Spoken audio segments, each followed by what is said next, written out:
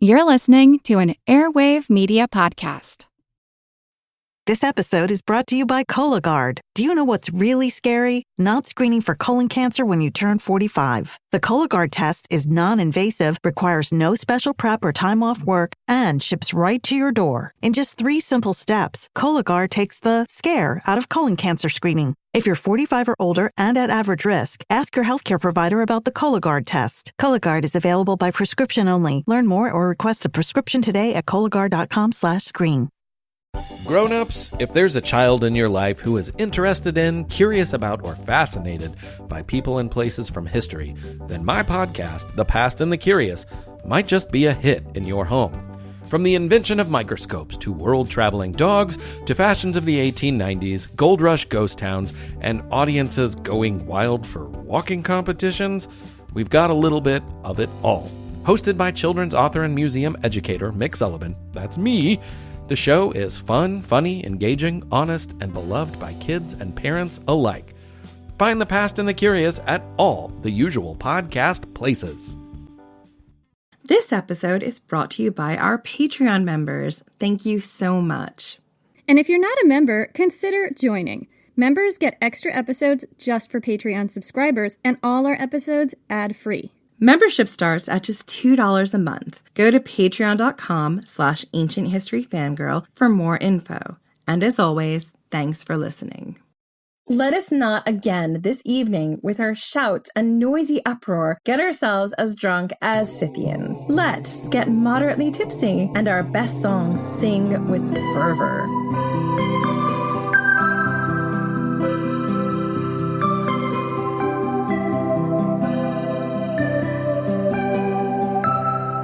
The warrior died about 3,000 years ago, and he died in battle. There was a pointed axe wound in the left side of the skull, the kind of wound you get when you're facing a right-handed attacker head-on in hand-to-hand combat. He stood only about 5 feet tall, diminutive for our time, but par for the course in his. He was buried sitting up with a bronze sword in his lap and a dagger and lance at his feet. The jawbone of his horse lay under the point of his lance. He was between 30 and 40 years old when he died, and he'd clearly seen many battles. And did we say this was a guy? We lied. This battle-scarred, experienced warrior was a woman. And this is one of the oldest Amazon graves ever discovered. It was found in modern-day Georgia in what would have been the ancient region of Colchis, a region strongly associated with Amazons of Greek myth. And she wasn't the only female warrior in the tomb. 2 others were buried with her. One had been shot in the head with an arrow. Their arrowhead was still stuck in her skull. In the 1920s, when this burial was excavated, most skeletons found with weapons were assumed to be male. But modern DNA testing and other methods of bioidentification have called a whole host of preconceived notions into question. With the advent of modern science, the interpretations of previously discovered ancient burials had to be rethought, and all over the great sweep of territory that encompassed ancient Scythia, a vast, fuzzily defined region in and around the central Eurasian steppes, the bones of fierce female warriors emerged from their grave mounds and began to speak to us. I'm Jen McMenemy. And I'm Jenny Williamson. And this is Ancient History Fangirl. So Jen, who were the Scythians? I first discovered the Scythians last year at the British Museum, but Jenny had already known about them for a long time. Yeah, so there was this incredible exhibit. I knew about the Scythians a little bit already because one of my characters in this book I'm writing is a Hun, and the Huns and Mongols were basically the later iteration of this culture, these amazing, terrifying, nomadic horse archers who lived on the Eurasian steppe. The Scythians were basically the precursors to the Huns and Mongols. But this exhibit showed us that the Scythians were so much more than fearsome warriors. They were also incredible metalworking artists, sewed beautiful and very innovative tailored clothes, were tattoo artists worthy of an epic Instagram account. And they were extremely accomplished horseback riders and trainers. Also, Jenny, the weed saunas. We loved the weed saunas. But the coolest thing about the Scythians, what I thought was the coolest thing, was the women. The women of ancient Scythia rode into battle with their men and were just as fierce and terrifying. And the Scythians were contemporaries of the ancient Greeks with overlapping territories, so the ancient Greeks would have encountered these powerful woman warriors in battle and in more peaceful situations like trading.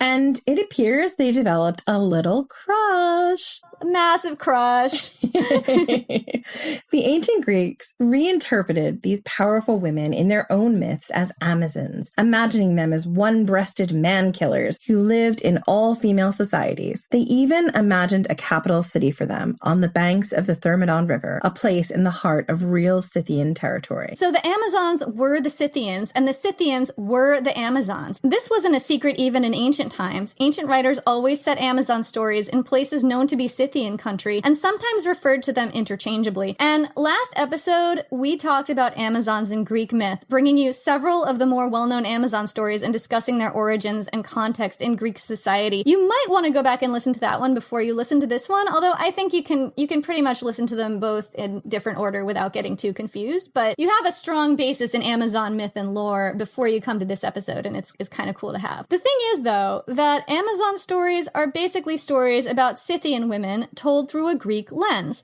which is the most well-known image of them that we have because the Greeks had writing and the Scythians didn't. This week, we're doing away with the Greek lens and talking about these amazing warrior women from the point of view of their own culture as much as possible, because, guys, we do have to quote Herodotus. Yeah, we do have to quote a lot of ancient Greek historians and writers when we talk about these women, but a lot of them did interview actual Scythians, so it's the best we get because we didn't have writing from the Scythians, but we do have archaeology from the Scythians, and we're going to talk a lot about that too. We'll also tell you what the Greeks got right about Scythian women in Amazon myth. Some of the ways they're depicted in art and writing is shockingly accurate, and we're going to talk about what they got very wrong. Yeah, because sometimes the Greeks really got stuff wrong. Ancient Greeks and Romans used the word Scythian to refer to groups of loosely related tribes living as nomadic horse archers on the Eurasian Steppe, in the grand tradition of the Huns and Mongols who came after them. In the ancient world, Scythian territory stretched from Eastern Europe and the Caucasus Mountains on the western border to central China, Mongolia, and all the way up to southern Siberia. It was a huge territory. Scythians appeared in ancient writings and art from around the 800s BC to the 400s AD. One of the first depictions of a Scythian can be found in a relief from the reign of Assyrian king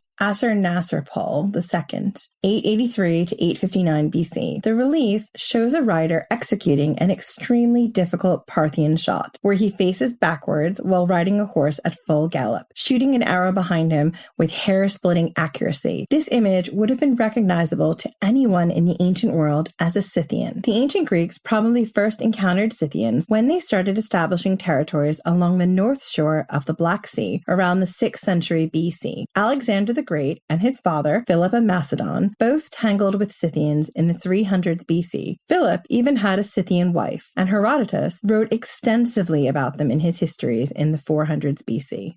Herodotus describes the Scythians as not one united people so much as many different tribes sharing certain cultural signifiers. They had, quote, neither cities nor forts, and carry their dwellings with them wherever they go, living in wagons covered with felt tents. In addition to being badass warrior horse archers, the Scythians tended herds of cattle and sheep. They hunted and raided, fighting both on foot and on horseback, using bows, lances, battle axes, slings, and swords, among other weapons. And they buried their dead in lavish kurgans, or barrow tombs, with artifacts wrought in gold and iron depicting stunning, highly distinctive artwork. And the Scythians had a reputation for having a good time, maybe too good of a time. One of our favorite pieces from that British Museum exhibit was this quote. Jen, do you want to say the quote? Oh, I totally want to say the quote. Say the quote. I love the quote. Let us not again this evening, with our shouts and noisy uproar, get ourselves as drunk as Scythians. Let's get moderately tipsy and our best songs sing with fervor. And that's the Greek poet Anacreon, 582 to 45 BC. I love that. Let's just get moderately tipsy. Just moderately tipsy. Right. We're not going to go all out, you guys. We're definitely not going to drink unwatered wine. Guys, I have to tell you something. When Jenny and I get together and the Prosecco comes out, we turn into Scythians. It's just, there's no stopping it. Yeah, we do not water our Prosecco. So, the Scythians had a reputation for drunkenness. They were known to drink their wine unwatered, which I approve of, and to be strongly affected by alcohol. They were cheap dates. They were so much so that the Greeks, who watered their wine, believed that to drink like a Scythian was basically to get drunk and disorderly. They also smoked weed, and that brings us to the weed saunas. According to Herodotus, quote, they make a booth by fixing in the ground 3 sticks inclined toward one another and stretching around them woolen felts, which they arrange so as to fit as close as possible. Inside the booth, a dish is placed upon the ground, into which they put a number of red-hot stones, and then add some hemp seed. Immediately it smokes, and gives out such a vapor as no Grecian vapor bath can exceed. The Scyths, delighted, shout for joy. I love that part. I love how they shout for joy when they're getting high. I mean, wouldn't you? I don't think I've ever shouted for joy, but I guess they're having just a really, really good time in their weed sauna. I know. But one of the most striking things that Herodotus writes about were Scythian women. These women rode and fought like the men. They were raised the same and wore the same clothes, and in many tribes had authority equal to that of men. This is so rare in the ancient world, although when you think about the vast territories that the Scythians inhabited, it actually wasn't that rare. It's just that these cultures haven't come down to us because they didn't write things down. Write it down, you guys. Otherwise, you're just going to get your enemies telling your story, and that's no good. Other historians corroborate. Pomponius Mela, the earliest geographer of ancient Rome who was writing in the 30s or 40s AD, described the Scythians as, quote, warlike, free, unconquered, and so savage and cruel that the women go to war side by side with men. Archery, horseback riding, and hunting are a girl's pursuits. To kill the enemy is a woman's military duty, so much so that not to have struck one down is considered a scandal. Wow. Scandalous. So for a long time, accounts like these in the ancient histories were dismissed as myth. But more and more, the archaeology has proven these accounts correct, or very close to it. Adrian Mayer, the Amazon goddess, tells us that in some ancient Scythian cemeteries, as many as 37% of the burials were for warrior women.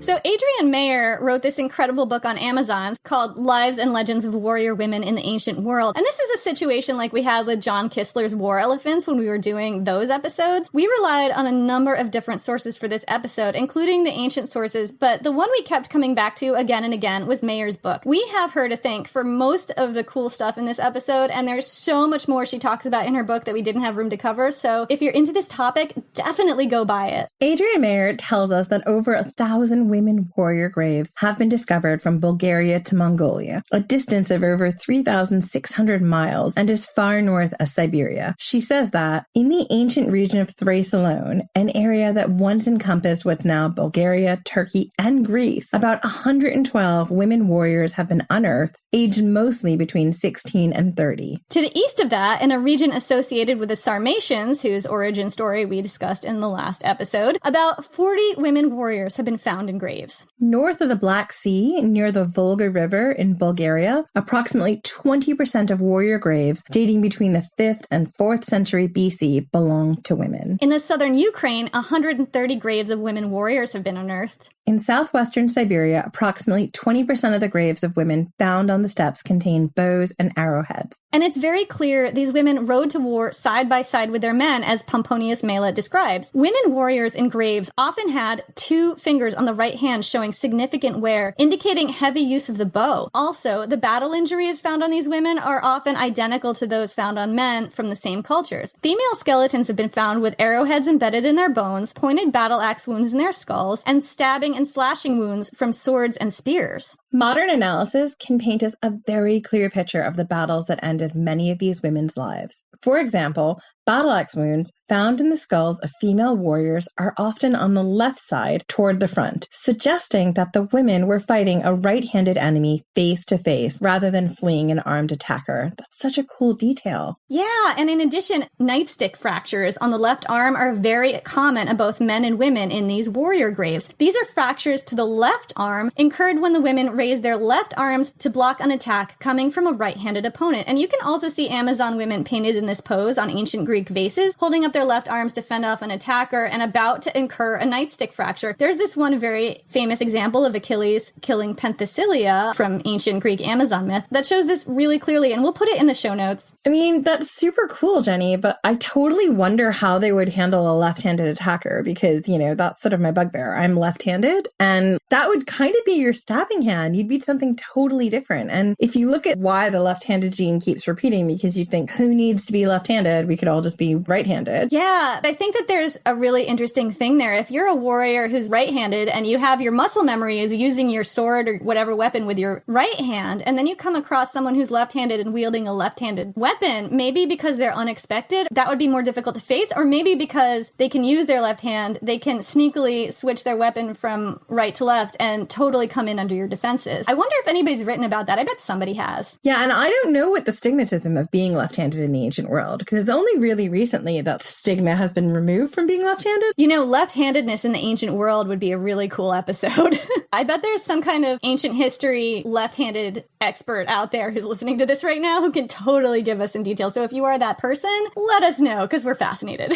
Absolutely. Get in contact with us. So yeah, real women warriors were not rare in the ancient world. 1 in every 3 women you'd meet in Scythia, which is an incredibly vast territory, would have been a warrior. The Greeks sensationalized a lot of things about Amazons, but they also got a lot right about Scythian culture in their writings and art. Everywhere in Greek art, on vases, in friezes, on personal items like combs and bottles and boxes, on public and private murals, and in many other places, you can see accurate depictions of real Scythian women displayed in these Amazon myths. Some things the Greeks get really, really right include the clothes. They really, really got the clothes right. Right, so the clothes are amazing.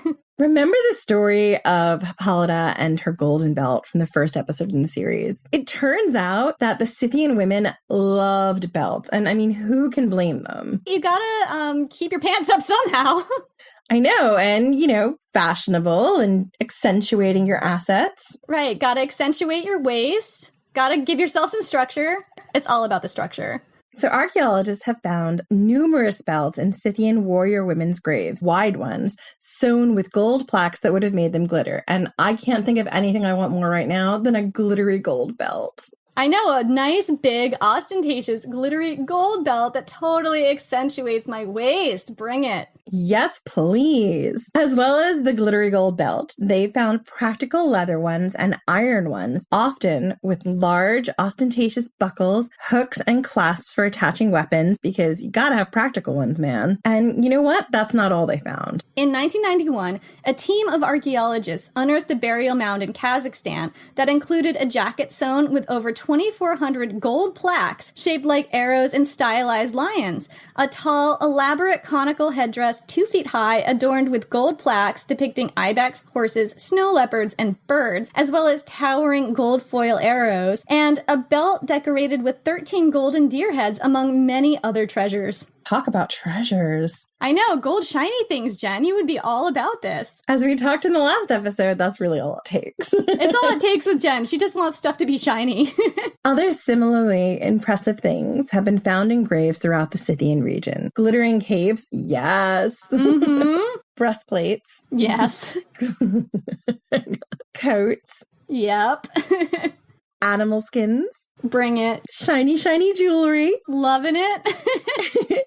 And other treasures sewn with hundreds of tiny precious metal plaques, as well as beads made of carnelian, jade, glass, and other materials. I mean, yes. I'm very acquisitional right now listening to this paragraph. I just want to take it all home and have it. The idea of an Amazon queen like Hippolyta wearing an ostentatious golden war belt was probably taken directly from sightings of real warrior women wearing gold appliqued war belts. So incidentally, in addition to that belt, Hippolyta was said to have a golden spangly cape, which I just think is awesome, both of which were supposedly on display in the Temple of Hera around Tiryns sometime between 700 and 500 BC, and it's possible a real Scythian war belt and cape were used in the display. In addition to the bling, the ancient Greeks often depicted Amazons wearing close-fitting trousers and tunics decorated with geometric patterns, circles, stripes, stars, I would totally have a star one, animal motifs, and many other designs. They were also shown in soft felt and tall pointed caps. Trace analysis suggests that these images were once colorfully painted. The archaeology confirms this. Clothes found in Scythian women's graves include tailored trousers and tunics with an astonishing astonishing array of patterns and colors, as well as a wide variety of headgear, such as soft felt Phrygian caps and tall, pointed hats, just like you'd see on Greek vases. The ancient Greeks were particularly fascinated by the androgynous nature of Scythian dress. Many ancient historians, including Herodotus, make a point of telling us that Scythian men and women dressed the same in tunics and trousers. Trousers, in particular, were foreign and fascinating garments to the ancient Greeks. Mayer has some really interesting stuff to say about Greeks and trousers. She says, quote, "For the classical Greeks, the very idea of trousers evoked anxiety and ambivalence." I get anxious around trousers too. I mean, I don't. I love trousers. Bring on trouser weather. I get anxious because I'm afraid my fly is down. We're just going to move on. I'm going to stop divulging. Just stop. There's a lot of cultural association in ancient Greek society about heroic nudity. And that's why so many Greek heroes are painted naked, Jenny. And many Greek writers, quote, describe the barbarian practice of covering up arms and legs, normally left naked to the warm Mediterranean climate, as somehow unseemly. And that's from Adrian Mayer. But what may have bothered them most was the disquieting sight of men and women dressed the same. That implied that men and women were somehow interchangeable and could perform the same roles in life, an egalitarianism that the ancient Greeks were both attracted to and repelled by. Same gender outfits made it more difficult to tell who was male or female at a glance. This would have especially made the ancient Greeks uncomfortable because, as Mayer says, they were used to not only discerning male and female at a glance, but of actually catching sight of male genitalia on the regular. To quote Mayer, quote, this is just incredible. What? I know. Quote, Greek men were accustomed to glimpsing male genitals exposed by miniskirted chitons in daily life. Undergarments were not worn. Two literary examples suffice. In The Assembly Women, an Athenian comedy by Aristophanes,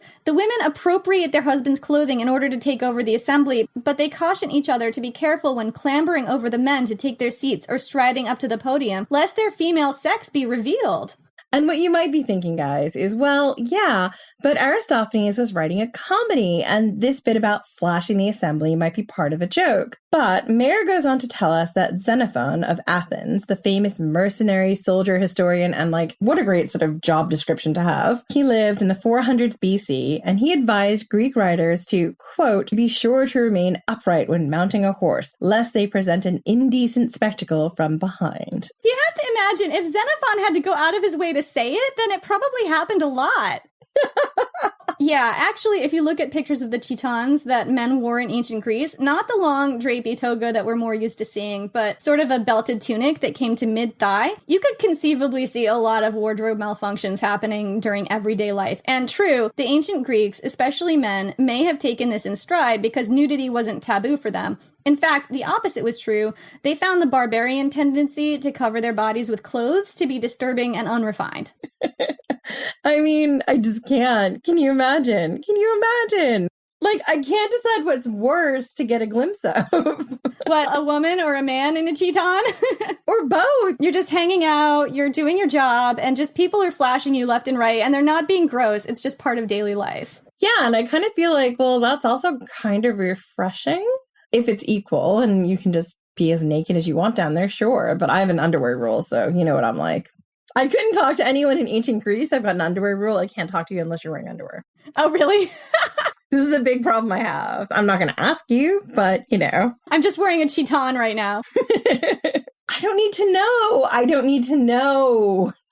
So, Jenny, do you know what else the ancient Greeks got right about the Amazons? What? The weapons.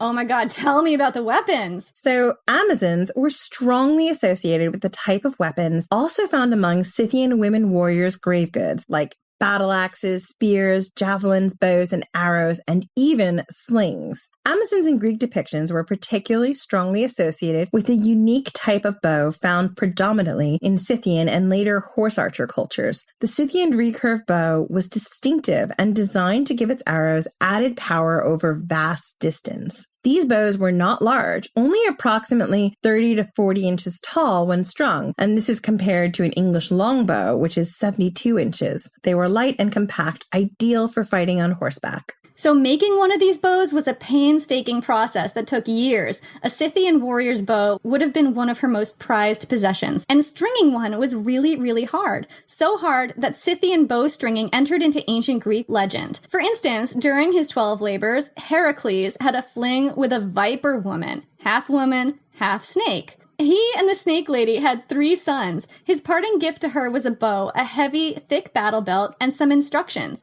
When grown to manhood, whichever son can string the bow and wear the belt can inherit their mother's kingdom. When the boys grew up, their mother put each of them to the test. Only the youngest, Scythian, could successfully string the bow and put on the belt. He became the mythic first king of the Scythians. You also see the special bowstringing myth appear in the Odyssey, when Penelope, the wife of Odysseus, who, don't get me started, set this challenge to her unwanted suitors. Only the one who could string her husband's bow could have her hand in marriage. Of course, no one could until Odysseus returned, which is what she was betting on. So, how do you string a Scythian bow? Adrian Mayer tells us that you have to be kneeling or sitting with the middle of the bow stabilized under your knee. If you do it wrong, the limbs of the bow under pressure can release and suddenly whack you hard, which is probably something that would happen to me.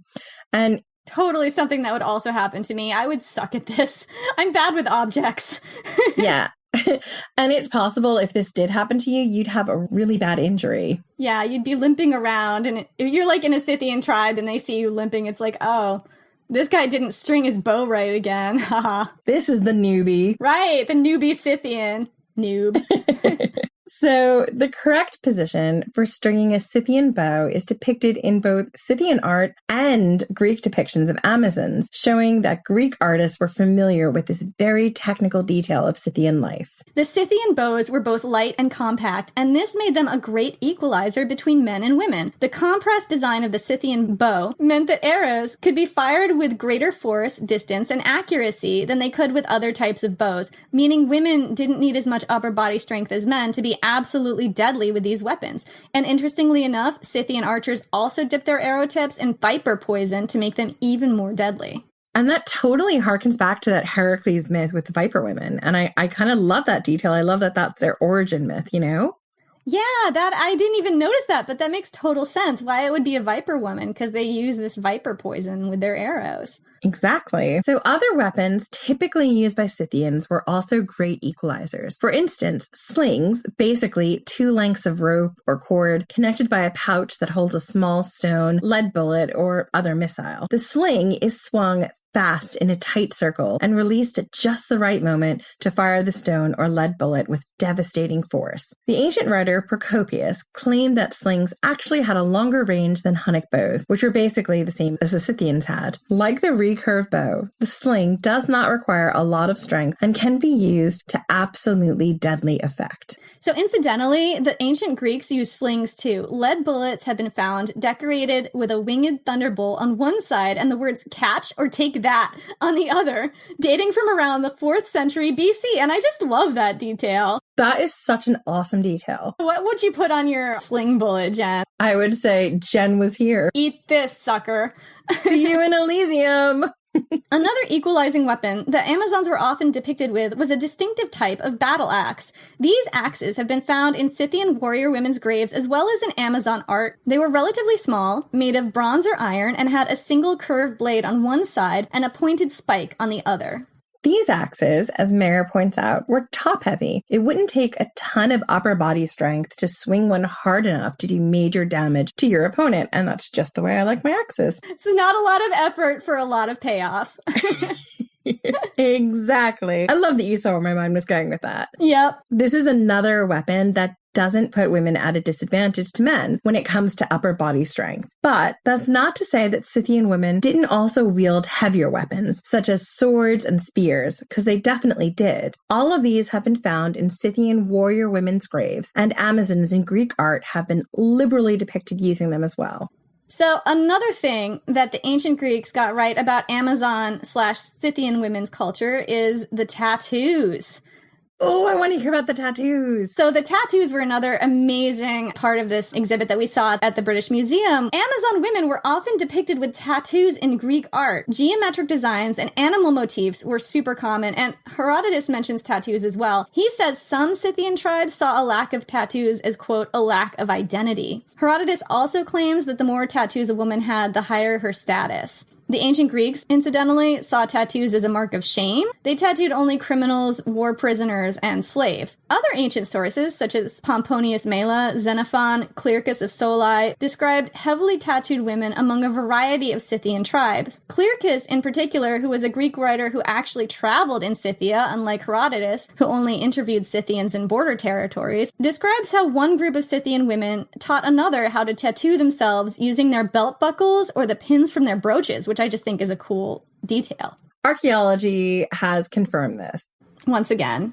In 2003, Scythian mummies found frozen in the ice in southern Siberia were scanned in an infrared scanner, showing, for the first time since their burial in the 400s BC, the elaborate tattoos these people wore in life. And Jenny and I were actually lucky enough to see some of these mummies and their tattoos in that exhibit we talked about in the British Museum. And we'll have a look online and put in the show notes if it's touring anywhere. I'm not sure if it's touring or not, but I do know they have a website that talks about it and has some pictures from the exhibit, so we'll put the link up in the show notes. Definitely. These mummies' tattoos were extraordinarily beautiful, depicting animals such as deer, tigers, sheep, horses, elk, birds, mythical animals. You know I'd be down for a mythical animal tattoo. And geometric designs. The tattoos were deliberately placed to move and ripple when the wearer's muscles flexed. They must have been stunningly beautiful and powerful in real life. Doesn't that sound amazing?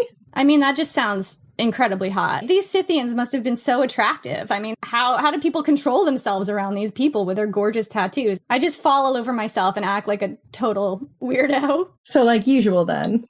Yeah, like usual. That's where I was going. Scythian women have been found buried with tattoo kits, frequently mistaken for cosmetics in earlier times, which is a mistake. Mm-hmm.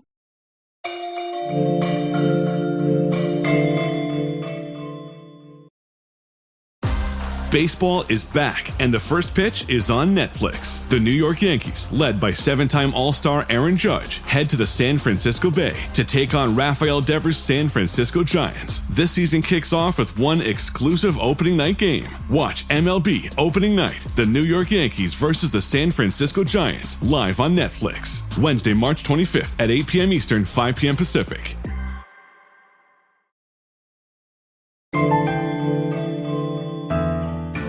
One of the other things that the ancient Greeks got right was the equality. Ancient Greek myth and stories about Amazons make a point of describing the women as equal to men. Herodotus and other ancient writers tell us the Scythians raised their boys and girls the same and dressed them in the same clothes. A lot of Amazon names, like Antiope, which means opposing gaze, indicate equality with men. And the women's equality to men in battle comes up in Amazon myth again and again. In ancient Greek myth, Amazons might be killed off frequently by famous heroes, but they fare more or less equally in battles with the rank-and-file Greek soldiers. And they are not treated like the weaker sex in battle. They're treated like formidable foes. The fact that Scythian society was fairly egalitarian is strongly indicated in Scythian archaeology as well. In many Scythian graves, male and female graves were almost indistinguishable.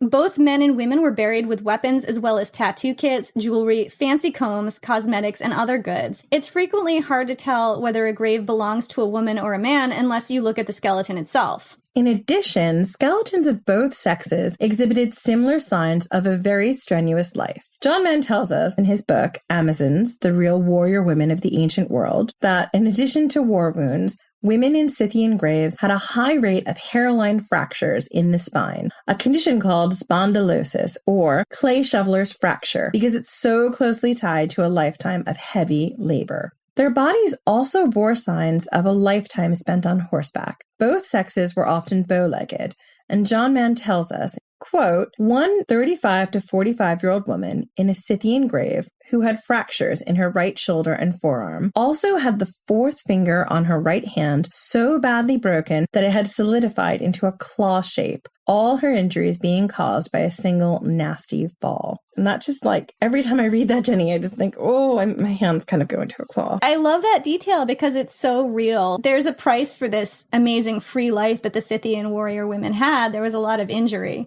It's clear that women in Scythian cultures shared all the hardships of life alongside their men. And it makes sense. In small, close-knit tribes living in extreme environments, all hands were needed on deck. Another thing that the ancient Greeks got really, really right about Amazons/Scythians is the names. And this is one of my absolute favorite parts of the book by Adrian Mayer. So if you take a look at Amazons on ancient Greek vases, you'll see writing next to some of the women, kind of like in a cartoon. They're not in Greek, these words. They're strings of near unpronounceable syllables that scholars of ancient Greece have typically seen as gibberish or some kind of weird in-joke between vase painters until now. Adrian Mayer had a hunch that these words on ancient Greek vases weren't gibberish at all. She brought in a vase expert and a linguist to look at these words on 13 ancient vases and try translating them, not in Greek, but in the languages spoken in the regions where the Scythian people used to live. And that's just genius. Yeah, and what she found was absolutely incredible. For the first time, these strings of complex, consonant-heavy syllables came to life as words transcribed in ancient Greek, but that were actually in the native languages of the Scythian women depicted on the vases. Mayer says, quote, non-Indo-European Caucasian languages have extraordinarily complex chains of harsh consonants and only one or two vowels. A non-speaker trying to render the sounds with Greek letters would produce bizarre-looking letter strings exactly like those found on the vases. And Mayer goes on to say, quote, what appear to be incomprehensible or non-Greek words on 13 vases are actually suitable names for male and female Scythian warriors in their own languages, translated for the first time after more than 2,500 years. That's incredible. Yeah. Examples of newly discovered Amazon names in ancient forms of Circassian, deciphered on 6th century BC Greek vases, include, and I'm probably going to really mess up pronouncing the actual names, but I will give you the translation. One of the names was, quote, worthy of armor. Another one meant, quote, one of the heroes or heroines, which you could just see, like written by the side of one of the women because she didn't have a name, but you wanted to label her. Quote, wearing or armed with a dagger or sword. And this one is my personal favorite, quote, hot flanks or eager sex. And it's just adorable. And, quote, one who heads a council. Wow.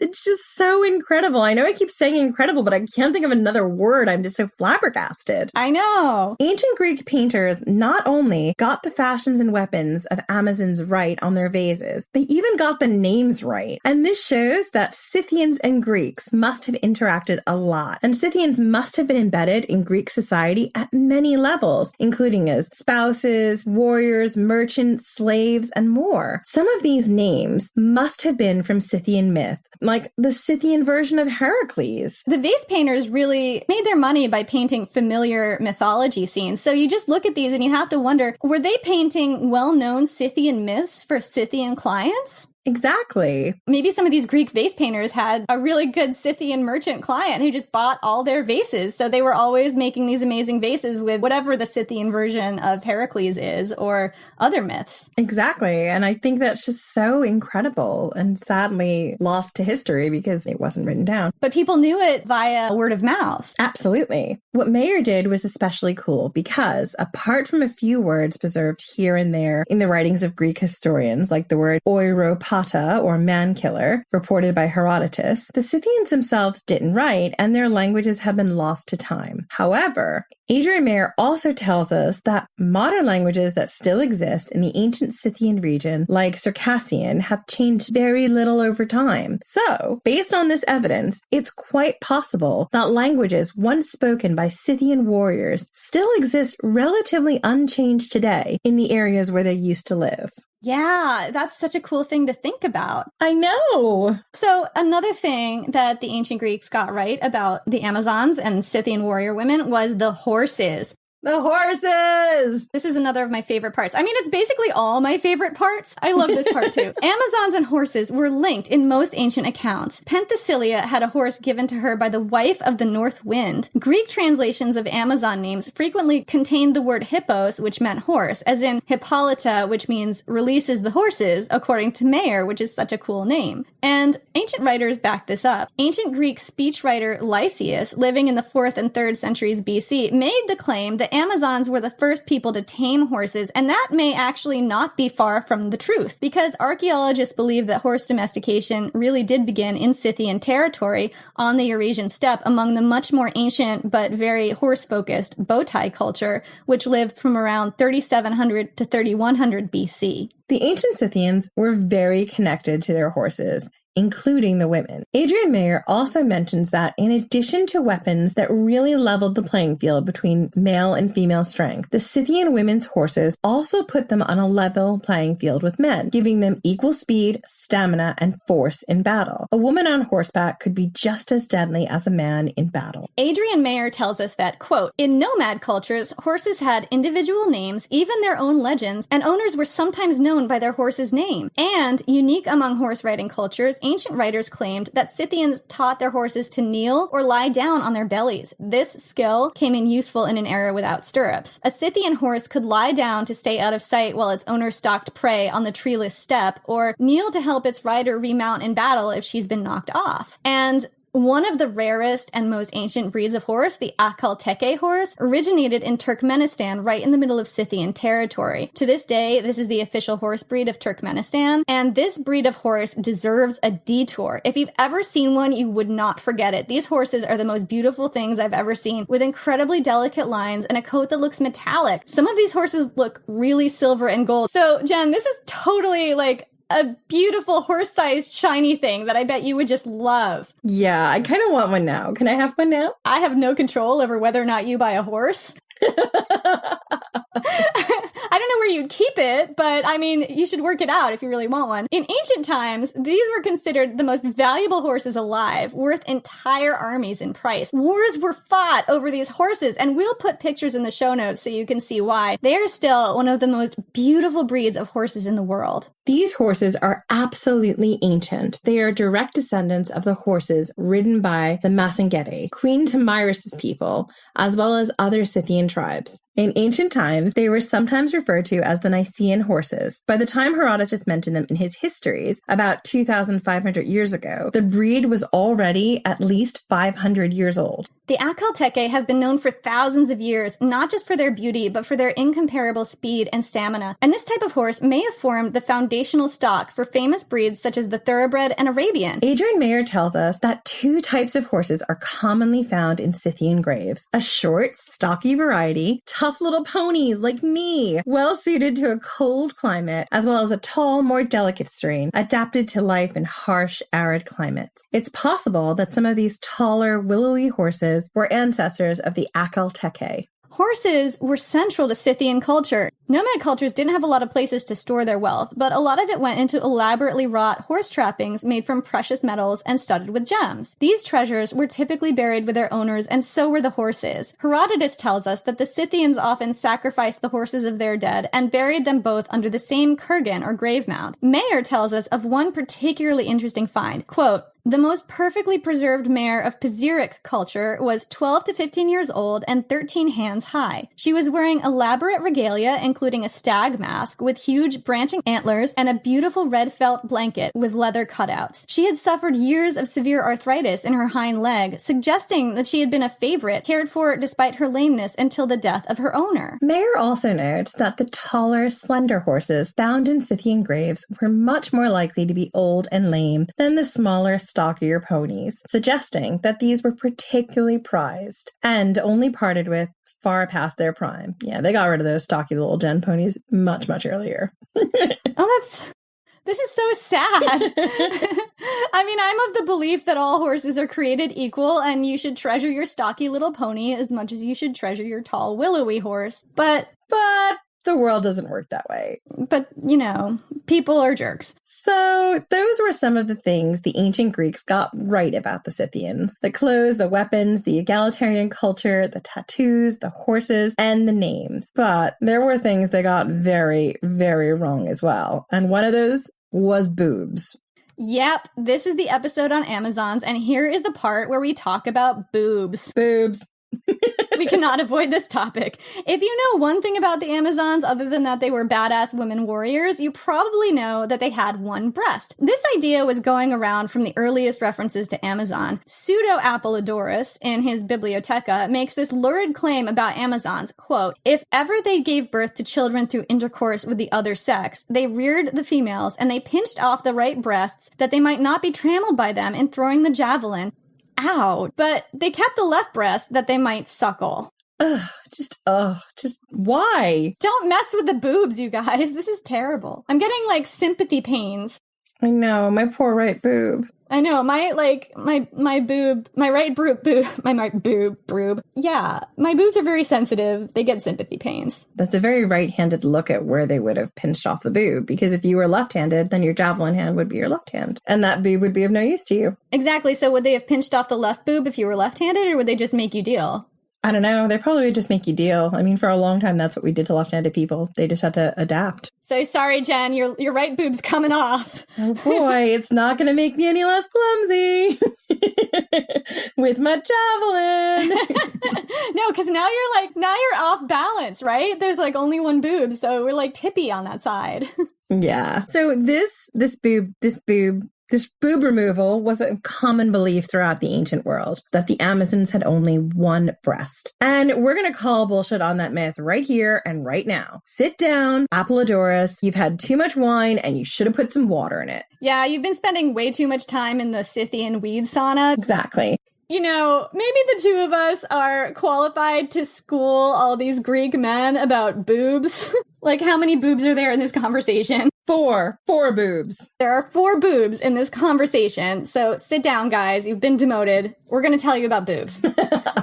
The idea that women need to cut off their breasts to be competent archers and spear throwers is ridiculous. In his book on Amazons, John Mann states, quote, anyone watching the 2016 Olympics could see that women archers and javelin throwers are not impeded by breasts any more than female mounted archers are. If it helped to cut a breast off to improve performance, some hyper-ambitious athlete would surely have done it. Kinda has a point there. There's lots of evidence in the graves of Scythian women warriors that points to a life of battle and hardship, but there's no skeletal evidence that the Scythians removed the breasts of their girl children. The Greeks weren't getting this idea from real life. So where did it come from? One possibility has to do with the name Amazon itself. This is a weird, mysterious word. It's not Greek, and we don't actually know what language it came from. It first appeared in the Iliad, maybe from around the 1200s BC, in a form that seemed to hint that it originally referred to both male and female warriors. Homer had to add another word with a feminine ending to make it clear that this was a group of all female warriors he was talking about. One thing Amazon doesn't mean, however, is one-breasted. Exactly. This is not what it means. The idea that the word Amazon meant single-breasted was first expressed around the 400s BC by a Greek named Hellenikos. He claimed that the word derived from a combination of the Greek suffix a, meaning without, and mastos, meaning breast. So what you get is without breast. The thing is, mastos and meson are not the same word. If you look at them on the page, the only thing they have in common is they start with M and they have 2 syllables. That does not make them the same word, and whatever the word Amazon really meant, it was not this. Still, this idea caught on until it was repeated throughout the ancient world and then in later writings as gospel truth. But ancient artists never depicted Amazons as one-breasted because that would not be very artistic, I guess. I feel like a lot of the ancient artists were probably guys and did not have boobs to begin with. Probably not.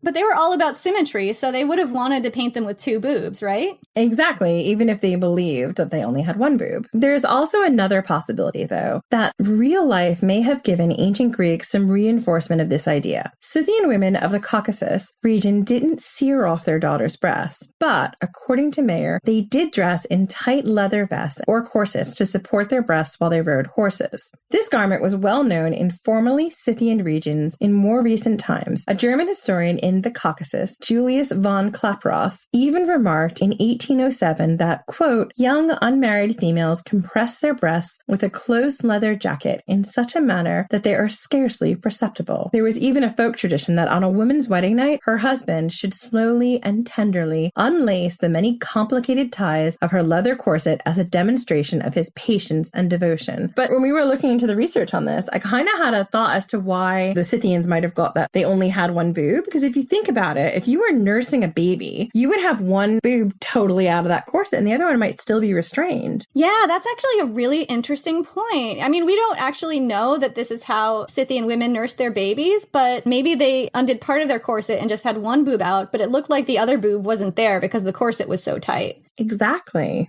So it's entirely possible that this is a very ancient garment originating with warrior women of the steppes, and it's likely that the Scythian aesthetic included tightly bound breasts so that active women could ride horses and shoot arrows unimpeded. In the Nart sagas, epic folk tales from the heart of Scythian country, passed down through oral tradition, a hero even makes fun of a woman for having, quote, breasts like old bouncing pumpkins, which I just think is hilarious.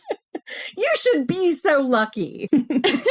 Exactly. I grew up riding horses, and trust me, you do not want to ride a horse without a bra on. There's very few things I want to do without a bra on. Yeah, but especially riding a horse because you are kind of bouncing around a lot. So now I want to talk about something else that they got really, really wrong. And that's the man-hating and the boy-maiming. Amazon mythology is complex, and Amazons were depicted in ancient Greece as both hating and oppressing men and having free, enthusiastically consenting sex with them. So the picture here is muddled to say the least. But one of the myths surrounding the Amazons was that they were a nation of man-haters. This crops up in the Daughter of Ares myth that we talked about in the last episode, where the first Amazon queen adopted the custom of maiming her nation's boy children so that they'd be willing to stay home while the women went out raiding. It's also in the Hippocratic Corpus, the ancient medical treatise, quote, some tell a story how the Amazonian women dislocate the joints of their male children while mere infants, some at the knee and others at the hip joint, that they may be maimed and that the male sex may not conspire against the female. In some accounts, Amazon women actually killed their boy children or gave them away to be raised separately by their fathers. But no evidence has been found amongst real Scythian cultures that young boys were systematically maimed. It's possible that this misunderstanding stems from the ancient Greeks' own misguided approach to gender relations. This was a culture that believed men had to be dominant over women. But beyond that, someone had to be dominant in any relationship. So, if the Amazons weren't submissive to men, they must oppress their own men. It could be that the ancient Greeks had to believe this. It was the only way they could really make sense of proud Scythian warrior women. The last thing we're going to talk about here that the Greeks got wrong about the Scythians was the Amazon nation. One of the myths perpetrated in Amazon stories is this idea that the Amazons had a kingdom of warlike women made up of only women or warlike women and oppressed men. However, the archaeology paints a different picture. While some respected warrior women were definitely leaders of their own tribes, what we're seeing here is a picture of many small, scattered, mobile tribes of people, not a large settled kingdom. Scythian women certainly didn't have a capital city of their own on the banks of the Thermodon. This is kind of like one of those things you see in Star Trek, which I didn't really watch much, but I know the trope, wherein they land on a planet and every single person on that planet is from the same place and they all have the same customs and the same cultures. But that doesn't actually work in reality. Yeah, like everyone on the planet wears the same outfit. I guess I can see that because the ancient Greeks are just saying that all the Scythians are the same and they all live in the same city, as opposed to them being many different, diverse tribes of people. Which makes no sense to me because the ancient Greeks were all made up of city-states and none of those city-states were necessarily the same or treated people the same. So why would they think that the Scythians would just be one big nation where everyone was the same? That's kind of like a basic thing about othering, though, isn't it? Where the ancient Greeks couldn't tell any of the Scythians apart. They all looked the same to them. Yeah, it's deeply upsetting. Yeah, like so many things in the ancient world. It's a thing that happened a lot in the ancient world, though. Like, they called everybody barbarians. True. So let's get back to the Scythians. Instead of living in one capital city, they lived in small, tightly knit tribes or clans, moving between winter and summer pastures, fanning out into new territory to raid and graze their animals, carrying their belongings with them. There were some settlements and towns, for example, Scythian Neapolis, a Scythian and Greek populated city in what's now the Ukraine. The Goths destroyed it in the 3rd century AD because Alaric's people were not nice. I I wouldn't say they were nice. No, that wouldn't be a thing I would call them. I mean, they like to burn it down. That's just what the Goths did. They did. But there's no evidence to suggest a vast, organized, single-sex nation of women. Adrienne Mayer gives us an amazing picture of Amazon life, and I have to give you guys this quote. Quote, "In the glimpses of Amazon life we can glean from ancient Greek literature and art, the women warriors were passionately devoted to riding horses and perfecting guerrilla-style combat skills for defense, raiding, and conquest, wielding swords, bows, and spears, and fighting and dying valiantly. But the independent women of the Black Sea Caucasus steppe region are also portrayed by Greek writers as taking time out for such peaceful activities as capturing, training, and milking their horses, chasing game, harvesting fruit, having sex, getting tattooed, raising tomboys and delivering sons to their fathers, fashioning leather into helmets, clothing, boots, and belts, swimming and grooming, inhaling hemp smoke, dancing, playing music, and performing sacrifices and religious rites. In short, the picture of Amazon daily life imagined by the Greeks conforms in large part to the glimpses of the flexible, fluid nomad life on the steppes that we can gather from history, archaeology, and anthropology." And I included that whole quote because honestly, this sounds like the best life. What am I doing with my life, Jen? Why have I not run away to join the Scythians? Jenny, I know how you can do it. I've got a plan. I learned this in our last episode, right? What's the plan? Okay, so you go up to them, you know, you and I on our little horses, and we make our little camp about a safe distance away. And then every night when they're sleeping, we move just a little bit closer. Oh my God, we gaslight them. Yeah, because we learned that in the Sarmatians myth, and it all worked out okay. And they took them in. Yeah, so we basically gaslight the Scythians into taking us in. I think this is a great idea. I don't see anything wrong with it. Do you not? Because I see a lot of things wrong with it. I mean, I'm being sarcastic, but maybe my sarcastic voice isn't that obvious. Maybe I need to work on my sarcastic voice. Maybe I need to work on my plans, because this was not a good one. I mean, we can try it, see what happens. But hold up a sec. Back up. Did we say the Amazon nation was a myth? We did say that. Yeah, we said that. Well, that's not entirely true. There was no nation on the banks of the Thermodon consumed by their hatred of men, maiming their boy children and burning off the breasts of their girl children. That's true. But there were armies and nations run by women, warlike women who led soldiers into battle. The ancient Greeks and Romans fought alongside them and against them. And we'll get into some of those individual warrior queens and generals known during this time in the next episode. That's it for today. We'll be back in 2 weeks. And in the meantime, come and talk to us on social. We're on Twitter at Ancient Hist Fan and on Instagram and Facebook at Ancient History Fangirl. And we also have a website, ancienthistoryfangirl.com. And if you like what we do and want to help out the podcast, there are 2 easy ways. One way is to leave us a review in whatever app you listen to us on. These reviews really help us, and we love to pass them back and forth and just swoon over them. We read all the reviews because we're obsessive like that. We really wanted to shout out to some of these reviews, and I know that some of these are really old, and we haven't shouted them out before because, as we mentioned in our last episode, we record these episodes months and months in advance. We're recording this now in August, and it probably won't be out until maybe the end of September or the beginning of October. But we really appreciate everyone who's left us a review, and we do want to get a chance to shout them out on the podcast. So we're going to start doing that from now on. Today, I'm going to read a review from the UK iTunes store, and it is from KAR, and it's a 5-star review that says, "I love this. Funny and informative. I'm very interested in ancient history, and this is a perfect way to get information in a quirky way. Keep up the great work, ladies." And oh, thank you. That's so sweet. My review that I'm reading today, this is from Lindsay Lags. And Lindsay Lags is actually somebody I know. Lindsay Lags a lot. She is a porn journalist, and she just wrote an amazing book called Watching Porn and Other Confessions of an Adult Entertainment Journalist. Super interesting and fascinating. And she's also one of the co-creators of Oneshi Press, which is a really cool press that does progressive fantasy and sci-fi graphic novels and art. And they're absolutely amazing. You should check them out. There's actually a link to them on our website. So she says, "Maybe it's too early to write a review since I've only heard the first episode, but I love this idea. I enjoy the banter between the 2 hosts, and I feel like it will only get better with time. I can't wait for more episodes." Jen, I feel like people really like our banter.